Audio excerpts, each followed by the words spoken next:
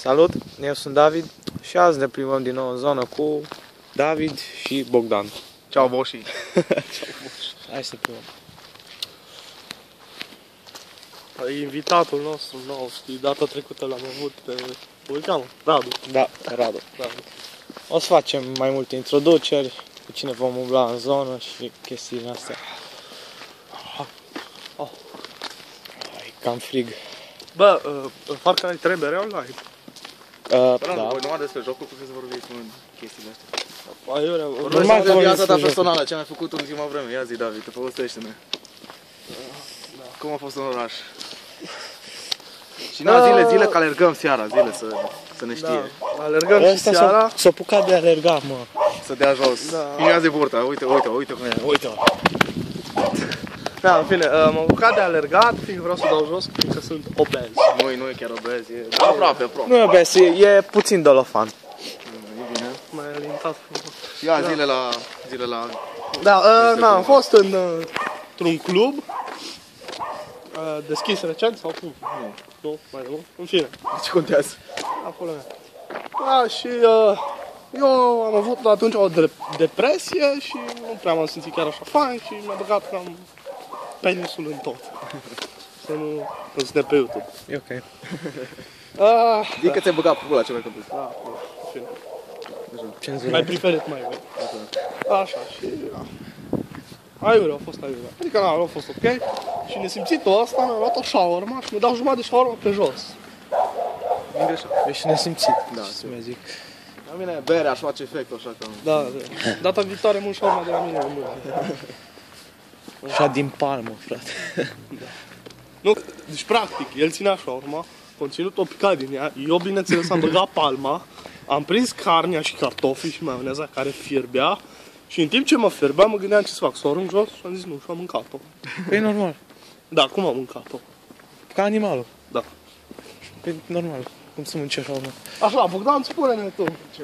Ce s-a întâmplat? Dă ziua dedicație ceva, văd că ai urechile roșii ca Dacă un... e frig, da. Și ce dedicație pentru cine? Oare? Nu trebuia Ți să vadă. rușine. Nu trebuia să vadă video-ul ăsta, nu. Nu, ți Și nu o să-l vadă, nu cred. O să dau link-ul, nu-i Da. problemă. Dau Unde? Dau link-ul. Unde? Nu, aflu eu. Nici eu nu știu despre ce e vorba. O zic eu după aia. Ok. Nu-i problemă, aflu. Dacă n-ai Facebook, Îmi fac, nu-i problemă. Îmi fac, o să fiu prieten cu ea. Lasă, mai bine nu-ți fă. Prieten, o să fac Facebook fals. De numai așa o să pot să fiu prieten cu o splendoare. chiar este. Bun, și Albert, tu ziceai că ești cu... Spune. Cu o tipă. Acum spune-le. Bă, animal. Spune-le fanilor tăi. Și da, peste câteva luni o să-l vedeți pe Albert total schimbat, cu o freză nouă, cu bălcăminte nouă, cu... Asta vă promitem noi. Și pantaloni. dacă nu-l vedeți schimbat, să-i dați unsubscribe. Da, exact. O să aibă pantaloni. Nu dați unsubscribe până o să fac chestia asta. O să aibă cămăși, o să aibă loaferi în picioare și mocasini. Lăsați în comentarii că vreți să vedeți o schimbare la Albert. Exact. Pardon, David. Ei îmi zic Albert că sunt vreo 20 de Davids în zonă și cam E aici o zonă plină de Davids, ar trebui să se numească zona asta David Town. Ho, bine, bă. Aplauze pentru această glumiță. Bun, acum puteți să Se vede că am făcut în trecut stand-up comedy, nu? Puteți să continuați cu gaming-ul vostru. Așa, unde rămâne să se... Deci, Far Cry 3 se poate juca online, Da. dar cituit. Adică Nu știu. Eu l-am cumpărat Da. Păi, de pe Steam. Păi, ți le și tu. De ce să-mi cred că este dacă l-am cumpărat? Așa bine. E o chestie numit Pirate Bay. Da. Și mai este o chestie tot numită Fileless și Zone. Poți toate trei deodată să le iei din trei chestii. Nu cred că îl poți juca online. Păcat. Cred că e prea nou pentru aia. Ce aiurea, bă, abia aștept să-mi iau o dată consola. Tot am amânat cu el.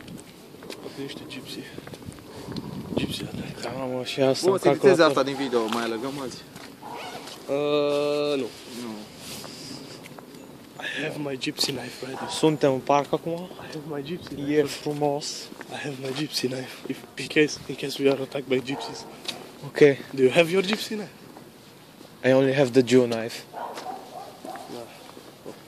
I will have to handle myself. Because you are not a man. Okay.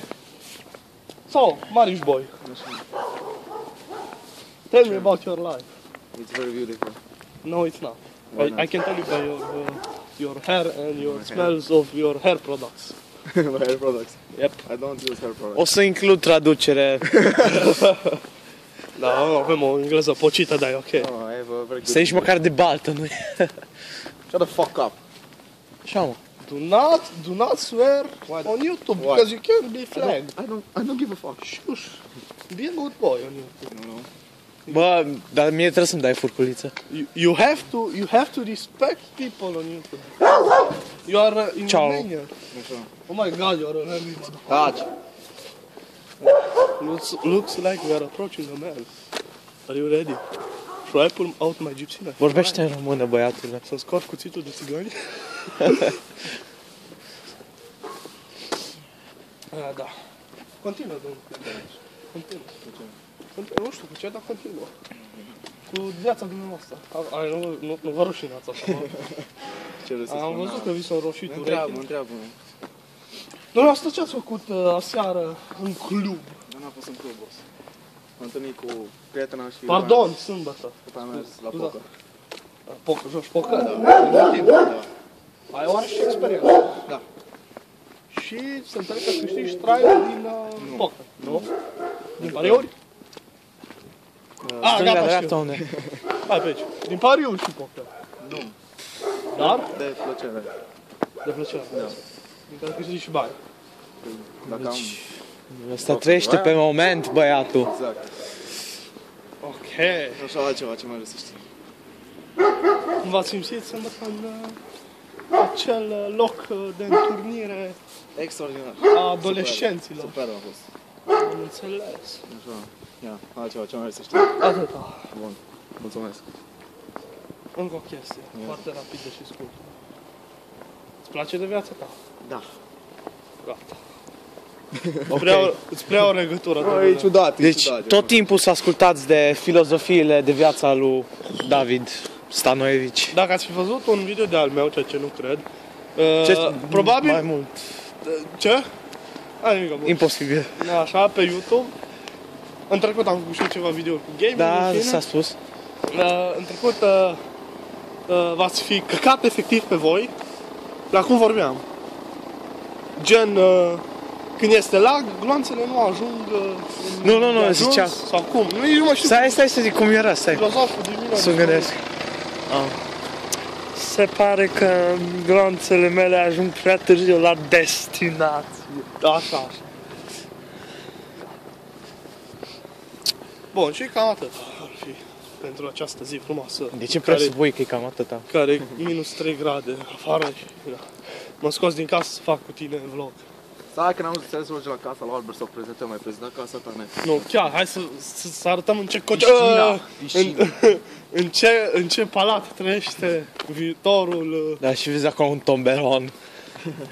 cocine, mă. Casă. Prea frig. Da, imediat ne ducem și noi acasă. E frig ca dracu. Vlogurile o să fie mult mai faine în vară. Da, da. O, să vină piscina acolo, să fie. Oh, da. La vlog la piscină. Da, mă. Mi-au și un stativ, ceva. Sper să poți să aduci Da, bineînțeles. oameni de sex feminin la piscină. Oh, Femei. Fete. Fete, pardon. Greu. Îmi doresc îmi doresc. Care e idealul tău în viață? Idealul meu în viață? Femeia cu mustață, nu? Mai prins la asta. Deci acesta da, este asta e casa mea, nu știu dacă vedeți. bordelul în care... casa unde trăiește viitoarea sau viitorul celebritate YouTube. Habar n-am cum am zis asta. Deci, ca și gramatică ești impecabil. Bine. Am făcut Romeo Fred de serviciu. Deci, da. Foarte bine. Ok, păi cam atâta pe ziua de azi și ne vedem în vlogul următor. Hai și salut aici, bă. Na, Sia becez! Ciocolă. bravo.